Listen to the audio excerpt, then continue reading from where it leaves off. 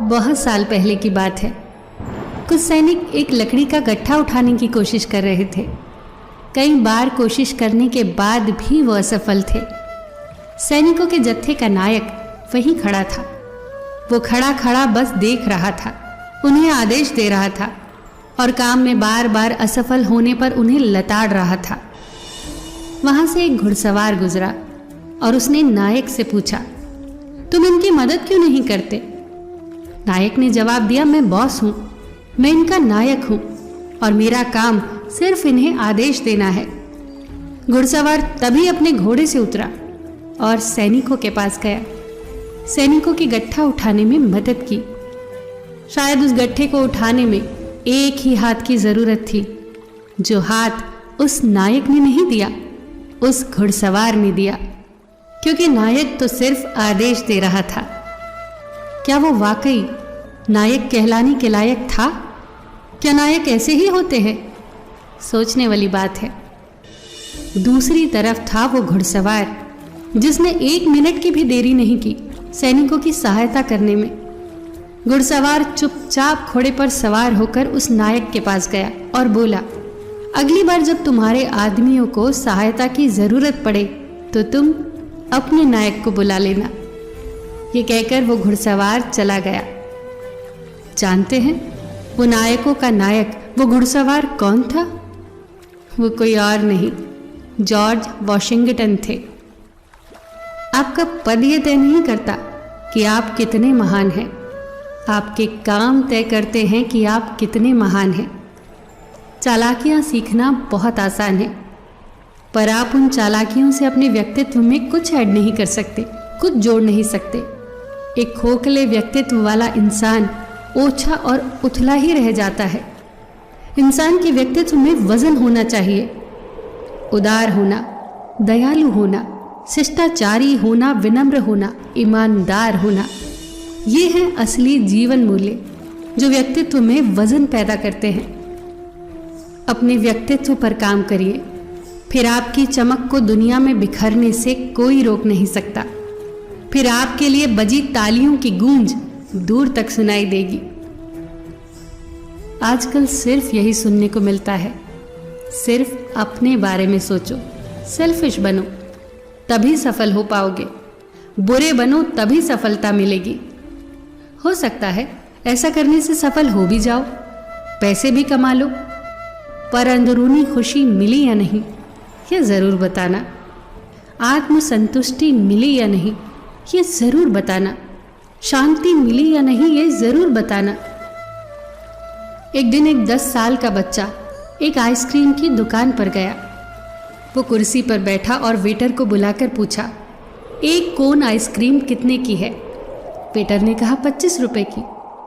बच्चे ने अपनी जेब से सिक्के निकाले और गिनने लगा। सिक्के गिनने के बाद उसने फिर वेटर से पूछा, एक कप आइसक्रीम कितने की है? वेटर भी जल्दी में था, उसके पास बहुत ग्राहक थे और बच्चा उसे उलझाए हुए था। वेटर ने झल्लाकर कहा, कप में आइसक्रीम 20 रुपए की है।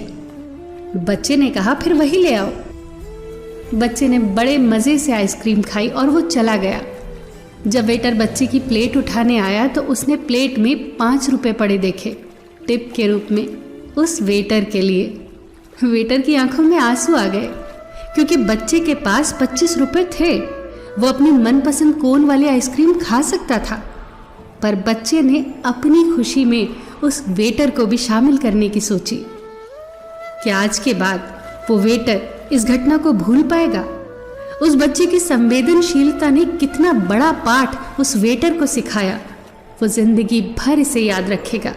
जिंदगी भर वो बच्चे की भलाई की कामना करेगा। जब भी उस बच्चे को याद करेगा, उसे आशीर्वाद देगा। तो बच्चे ने यहाँ क्या कमाया? अनमोल चीजें कमाई। पूरे जीवन के लिए एक मुस्कुराहट, एक याद, एक आशीर्वाद, ये होती है असली कमाई। और ये बुरे बनने, सेल्फिश बनने और सिर्फ अपने बारे में सोचने से नहीं आती। अगर हमारी सोच भी उस बच्चे की तरह हो जाए तो सोचिए दुनिया कितनी हसीन हो जाएगी।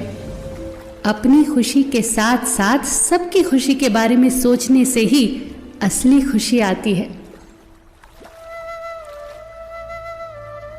एक आदमी को मरने के बाद पूछा गया कि स्वर्ग जाना चाहोगे या नर्क। आदमी ने कहा, फैसला लेने से पहले मुझे दोनों जगह दिखाओ। उस आदमी को पहले नर्क ले जाया गया। नर्क में एक बहुत बड़ा मेज़ था और मेज़ पर तरह तरह के पकवान, एक से बढ़कर एक लजीज। पर वहाँ के लोगों के चेहरे पीले पड़े हुए थे, जैसे कई दिनों से खाना नहीं मिला। वहाँ हंसी खुशी का नामो निशान तक नहीं था। वहाँ व्यंजन तो एक से बढ़कर एक थे, पर हाथों में 4-4 फुट लंबे कांटे छुरियाँ बंधी थी। अब 4 फुट लंबे कांटे छुरियों से भला कोई कैसे खाए? यही कारण था उनके भूख से बेहाल होने का। अब उस आदमी को स्वर्ग दिखाने ले जाया गया। वहाँ भी बिल्कुल वही नज़ारा था, हूबहू नर्क के जैसा। बड़ी सी मेज़, लजीज व्यंजन एक से बढ़कर एक, और उनके हाथों में भी 4-4 फुट लंबे कांटे छुरी बंधे थे।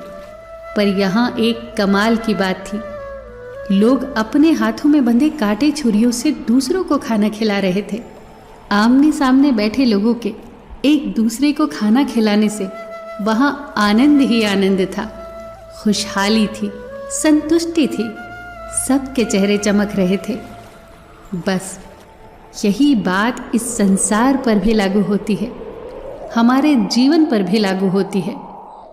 सिर्फ अपने बारे में नहीं सोचना, सबको साथ लेकर चलना है, तभी असली खुशहाली आएगी, असली आनंद मिलेगा, असली संतुष्टि मिलेगी। फिर मिलेंगे दोस्तों अगली वीडियो के साथ। तब तक के लिए अपना ख्याल रखना और हमेशा मुस्कुराते रहना।